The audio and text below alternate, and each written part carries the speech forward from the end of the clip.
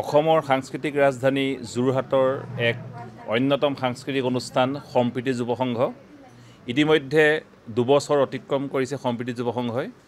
এই সম্প্ৰীতি যুৱ সংঘৰ উদ্যোগত বিশ্ব ৰাভা দিৱস উপলক্ষে এলানি অনলাইন প্ৰতিযোগিতাৰ আয়োজন কৰা হৈছিল সদৌ অসম ভিত্তিত আৰু বিশ্ব পৰিৱেশ দিৱস উপলক্ষে যোৰহাট জিলা ভিত্তিক এখনি চিত্ৰাংকন প্ৰতিযোগিতা আয়োজন কৰা হৈছিল এই প্ৰতিযোগিতা কেইটাত 400ৰো অধিক ছাত্ৰ ছাত্ৰীয়ে সমগ্ৰ অসমৰ 400ৰো অধিক ছাত্ৰ ছাত্ৰীয়ে অংশগ্ৰহণ কৰিছিল আৰু আজি সেই প্ৰতিযোগিতাসমূহৰ বঁটা বিতৰণী অনুষ্ঠান সম্পন্ন হৈ গৈছে আৰু লগতে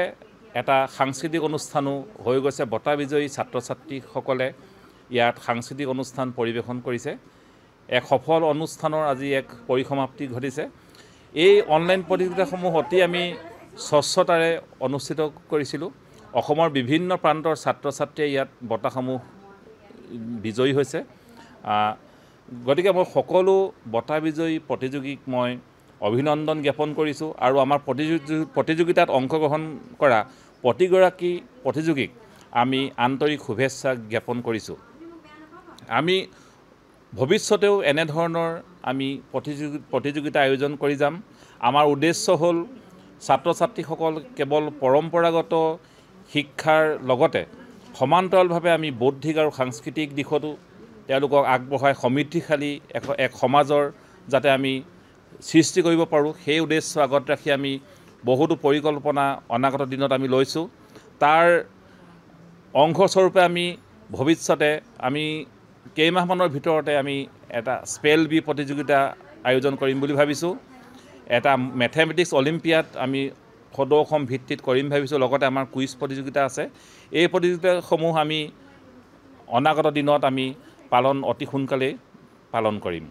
আৰু সম্প্ৰীতি যুৱ সংঘৰ তৰফৰ পৰা আপোনালোকক আমি ধন্যবাদ জনাইছোঁ আজি আমাৰ সদৌ অসম ভিত্তিত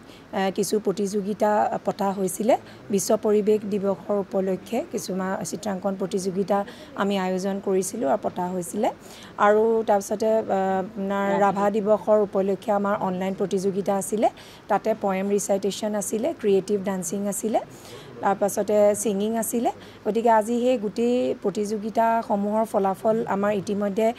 যিখিনি সম্প্ৰীতি যুৱ সংঘৰ আমাৰ যিটো ফেচবুক পেজ আছে তাত ইতিমধ্যে ফলাফলখিনি ঘোষণা কৰা হৈছিলে কিন্তু বঁটা বিতৰণী সভাখন আজি আমি পাতিলোঁ বঁটা বিতৰণী সভাৰ লগতে আমাৰ আজি কিছু